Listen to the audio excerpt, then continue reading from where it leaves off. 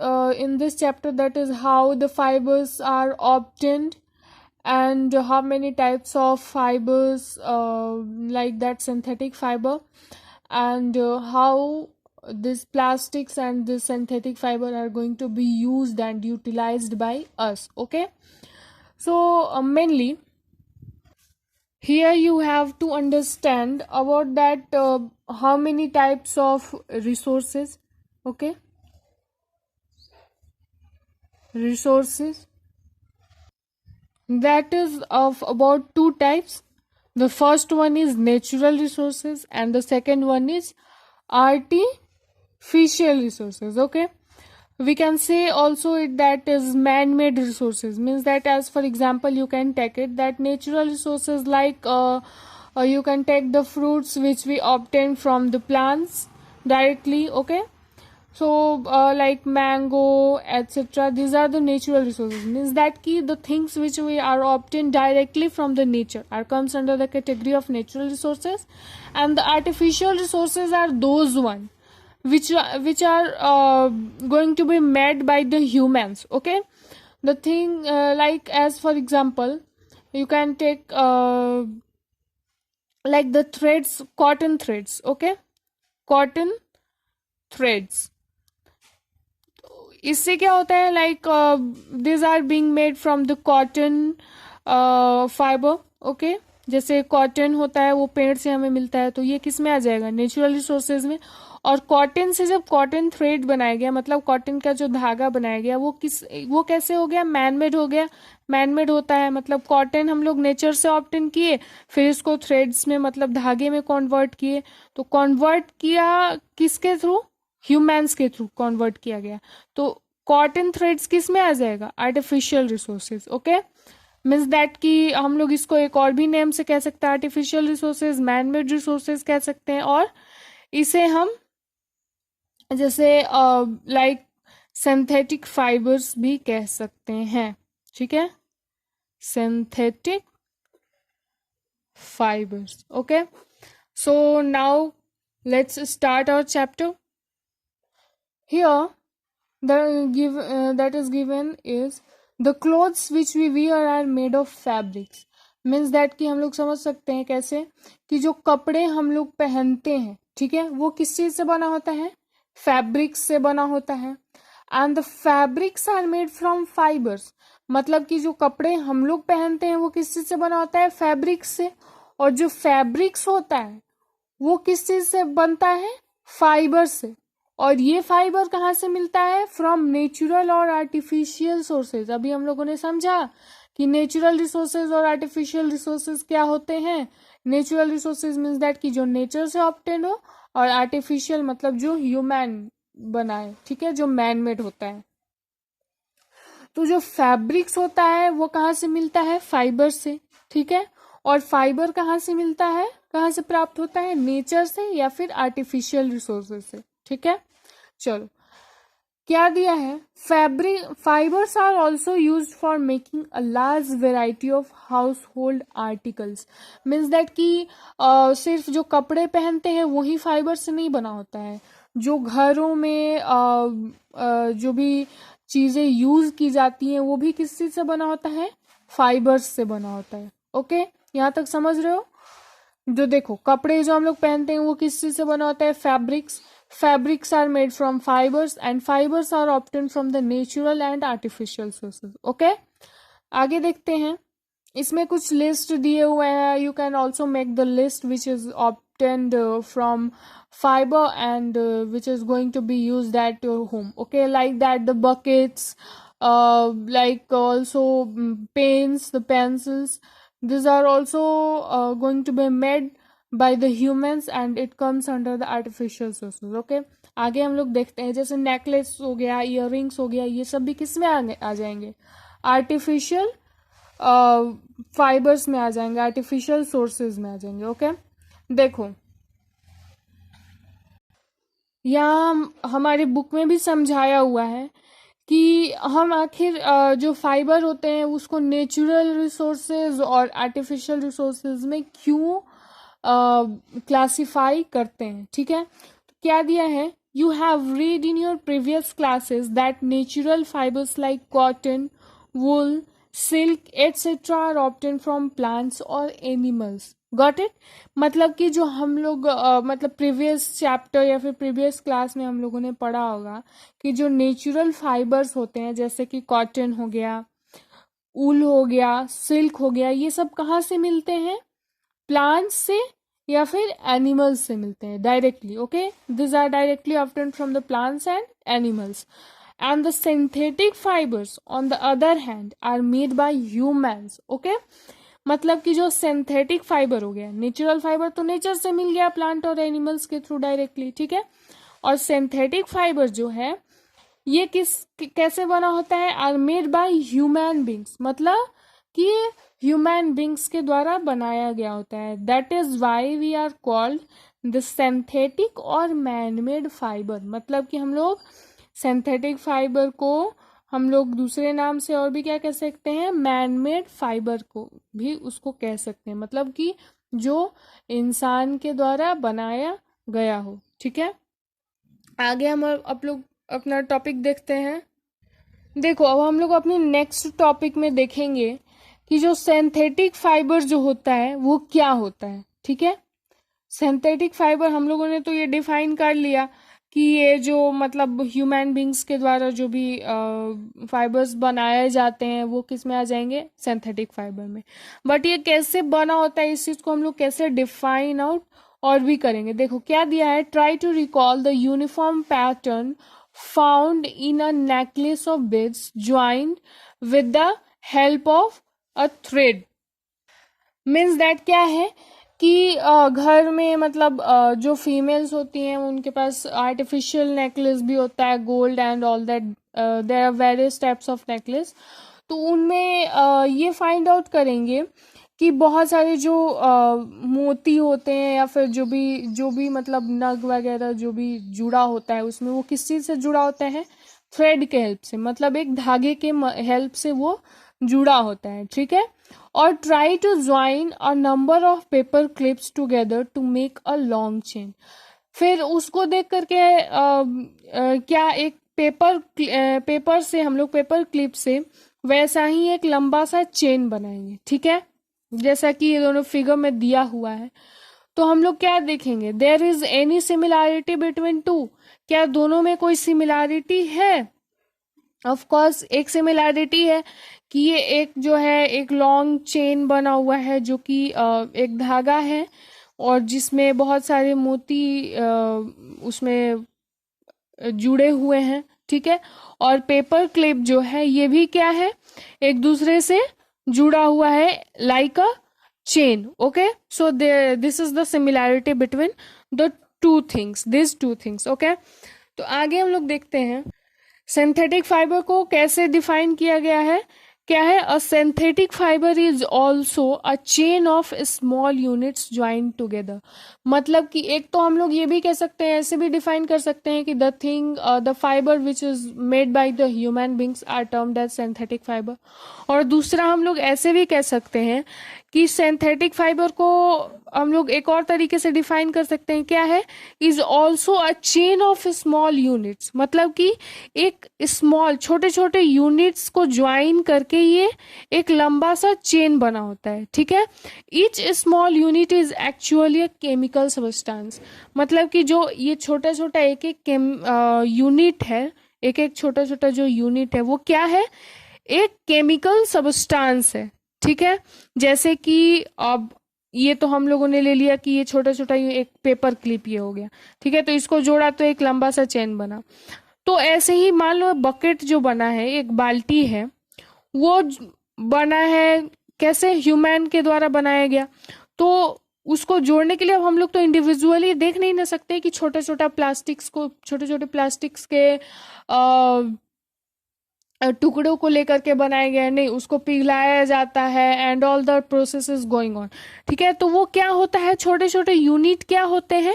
एक chemical substance होते हैं. Many such small units combine to form a large single unit called a polymer.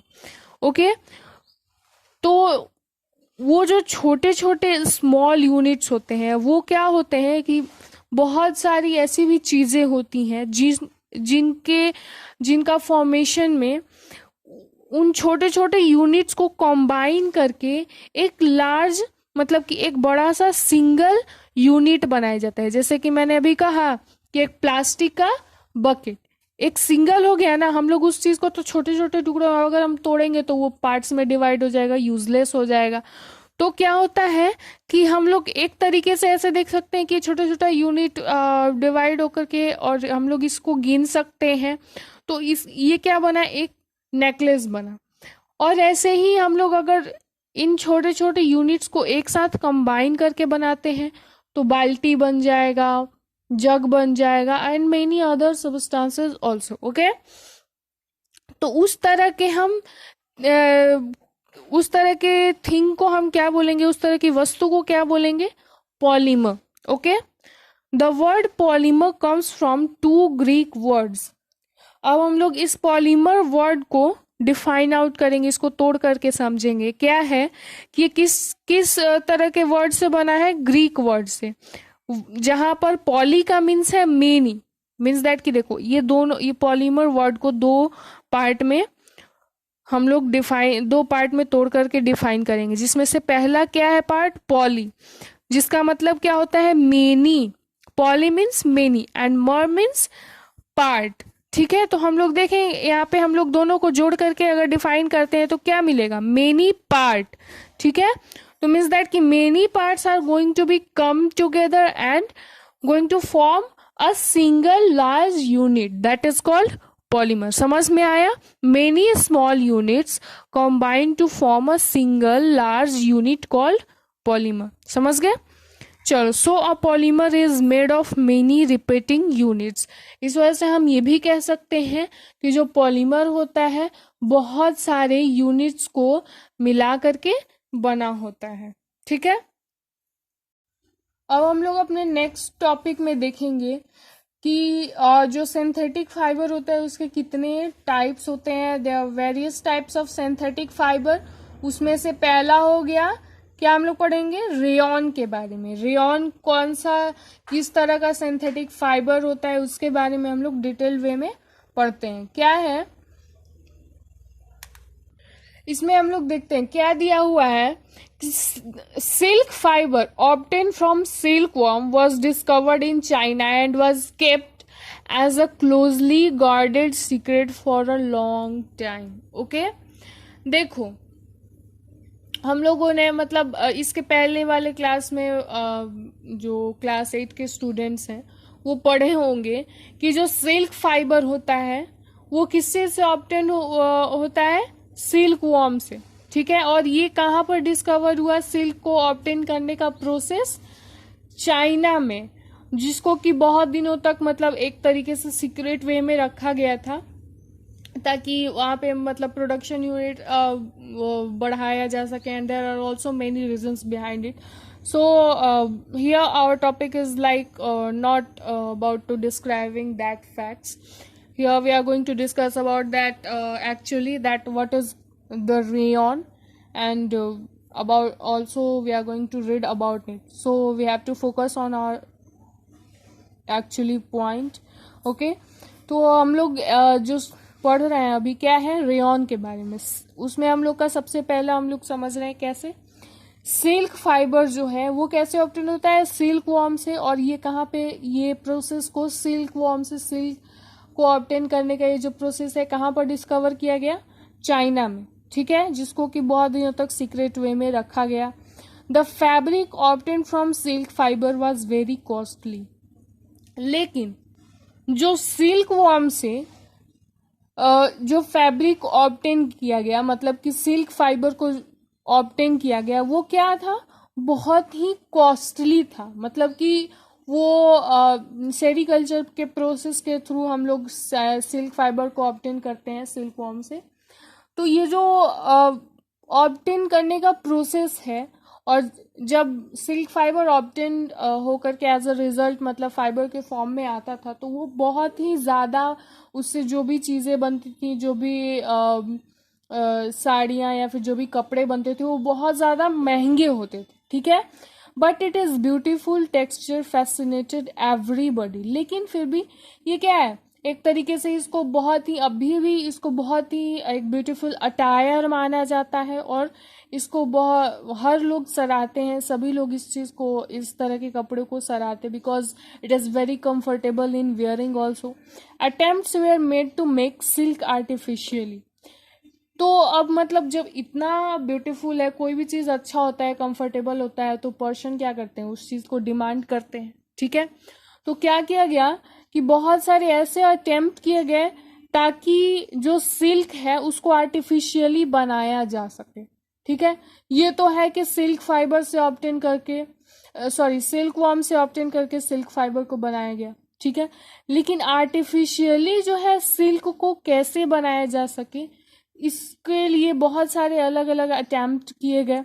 Towards the end of the 19th century, तो उसी attempt में क्या हुआ कि 19th सेंचुरी के अंतिम चरण में scientist were successful in obtaining a fibre having properties similar to that of silk. मतलब कि जो है सिल्क के सिमिलर वे में जो दूसरा फाइबर है उसको ऑब्टेन करने के लिए जो है साइंटिस्ट जो अलग अलग अटेम्प्ट कर रहे थे, तो 19th सेंचुरी के एंड में उस अटेम्प्ट को फुलफिल करने में सफल हो गए। ठीक है, मतलब कि the scientist were successful in obtaining the fibre, मतलब कि जो साइंटिस्ट थे वो सक्सेसफुल हो गए किस तरह के फाइबर को ऑब्टेन करने में, having properties similar to that of silk, मतलब कि उस तरह का फाइबर जो कि सिल्क के तरह ही जिसकी प्रॉपर्टी हो। ठीक है, वो such a fibre was obtain by chemical treatment of wood pulp. और जो वो सिल्क, आर्टिफिशियल सिल्क फाइबर जो था, ठीक है, जिसको कि साइंटिस्ट ने 19th सेंचुरी के एंड में उसको डिस्कवर किया गया था, वो किस चीज से ऑब्टेन किया जा रहा था, fibre was obtain by chemical treatment of wood pulp. मतलब कि जो वुड मतलब लकड़ी का जो छिलका होता है, उसके मतलब जो छाल होते हैं, बहुत बड़े बड़े पेड़ों में पेड़ के छाल होते हैं, उससे क्या किया गया, उसमें केमिकल ट्रीटमेंट, उसके ऊपर केमिकल ट्रीटमेंट के थ्रू,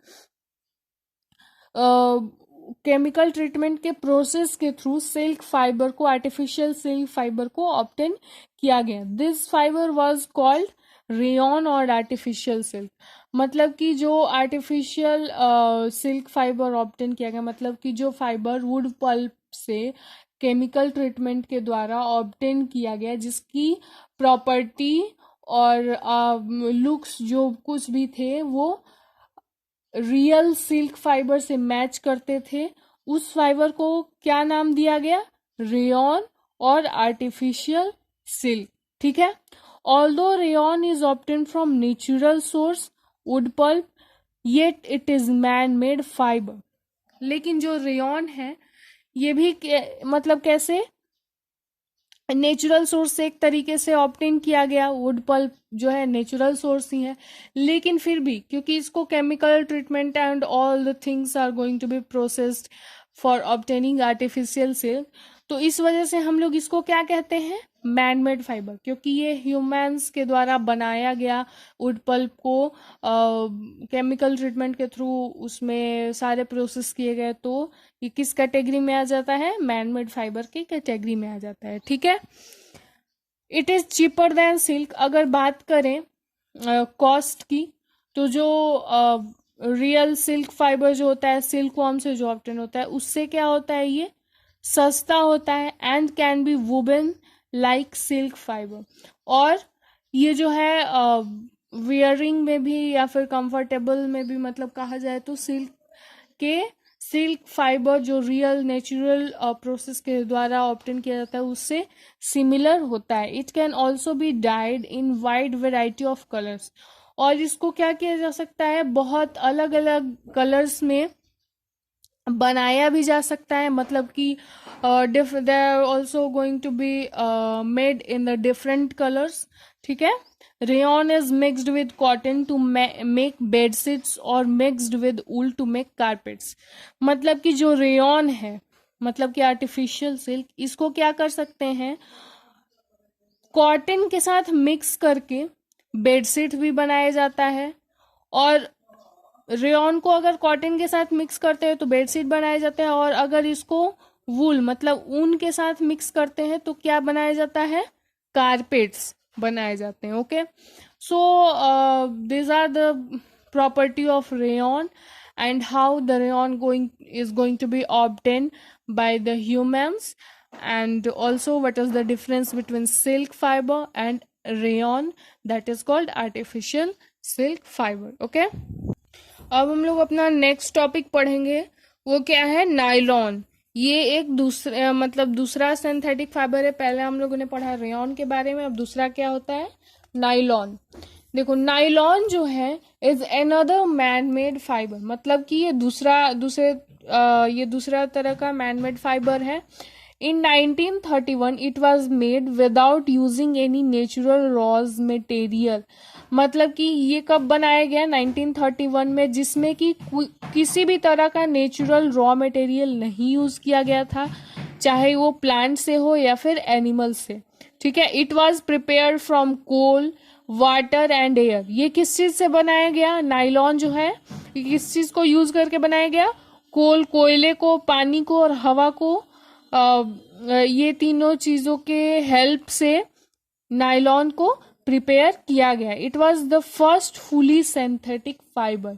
और इस चीज, ये जो है, ये जो फाइबर है नायलॉन, इसको हम और भी क्या कहते हैं, ये किस तरह का फाइबर है, मतलब कि ये एक पहला ऐसा सिंथेटिक फाइबर है जिसको कि मतलब विदाउट एनी नेचुरल कंटेंट बनाया गया था। ठीक है, जिसमें कि कोई भी नेचुरल रॉ मटेरियल नहीं यूज किया गया था। देखो, nylon fibre was strong, elastic and light. जो नायलॉन होता है वो बहुत ही मजबूत होता है, इलास्टिक मतलब कि लचीलापन उसमें बहुत ज्यादा होता है, और लाइट वेट का होता है, मतलब कि जो ज्यादा हैवी नहीं होता है। It was lustrous and easy to wash. Lustrous मतलब इसमें शाइन भी होता है इस तरह के फाइबर में। ठीक है, और इसे धुलने में भी बहुत आसानी रहती है। ठीक है, easy to wash, so it become very popular for making clothes. इस वजह से, इतने सारे अच्छे प्रॉपर्टी होने के वजह से क्या किया गया, इसको क्लोथ्स बनाने में बहुत ज़्यादा, मतलब ये जो नायलॉन फाइबर है बहुत ही ज़्यादा पॉपुलर है, मतलब बहुत ज़्यादा यूज़ किया जाता है किस चीज़ को बनाने में, क्लोथ्स को बनाने में। ठीक है, we use many articles made from nylon such as socks, ropes, stands, toothbrushes, car seats, belts, sleeping bags, curtains, etc. देखो, ऐसे बहुत सारी चीजें होती हैं, वस्तुएं होती हैं जो कि किस चीज से बना होता है, नायलॉन से बना होता है। जैसे कि सॉक्स हो गया, सॉक्स भी नायलॉन फाइबर से बना होता है। रोप्स जो क्या हो गई, रस्सियां हो गई, टेंट्स जो लगाए जाते हैं वो भी किस चीज से, नायलॉन से बना होता है। अदरवाइज बहुत ज्यादा कॉटन हो गया तो पानी वगैरह पड़ेगा तो क्या हो जाएगा, सड़ जाएगा बहुत जल्दी।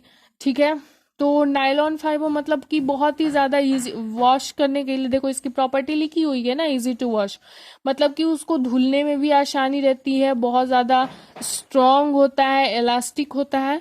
सो in tents this fibre are going to be used. Okay, tooth brushes में भी यूज होता है नायलॉन। कार सीट्स बेल्ट, मतलब कि जो कार के सीट बेल्ट होते हैं उसमें भी नायलॉन फाइबर। स्लीपिंग बैग्स को बनाने में यूज होता है, कर्टन्स बनाने में यूज होता है। So there are various things which is going to be made by the use of the nylon fibre. ठीक है, आगे क्या दिया हुआ है इसके बारे में, nylon is also used for making parachutes and ropes for rock climbing. मतलब कि नायलॉन फाइबर जो होता है उसको और भी किस चीज को बनाने के लिए यूज किया जाता है, पैरासूट्स हो गए, या फिर जो रोप्स होते हैं, जो रशिया रोप रॉक क्लाइंबिंग के लिए बनाए जाते हैं, उन चीजों, ये सारे फाइबर्स को भी बनाने के लिए नायलॉन का यूज किया जाता है। और nylon thread is actually stronger than a steel wire. देखो यहाँ पर एक चीज और क्या दिया हुआ है, नायलॉन थ्रेड जो होता है, मतलब कि जो नायलॉन के जो धागे होते हैं वो क्या होते हैं, एक स्टील वायर से भी बहुत ज्यादा स्ट्रॉन्ग होते हैं। So that's why the nylon is going to be used in this in making of this type of things. Okay, so if we are going to categorize it, and we are going to make a difference between rayon and nylon. So they are having the different characteristic. Rayon has different and nylon has its own property. So that's all for today. We are discuss about our initiative stage of topics, and after that, from in our next video, we are going to discuss about our next topic. That's all for today. For more videos and updates, please like and subscribe this channel. That's all for today. Thank you.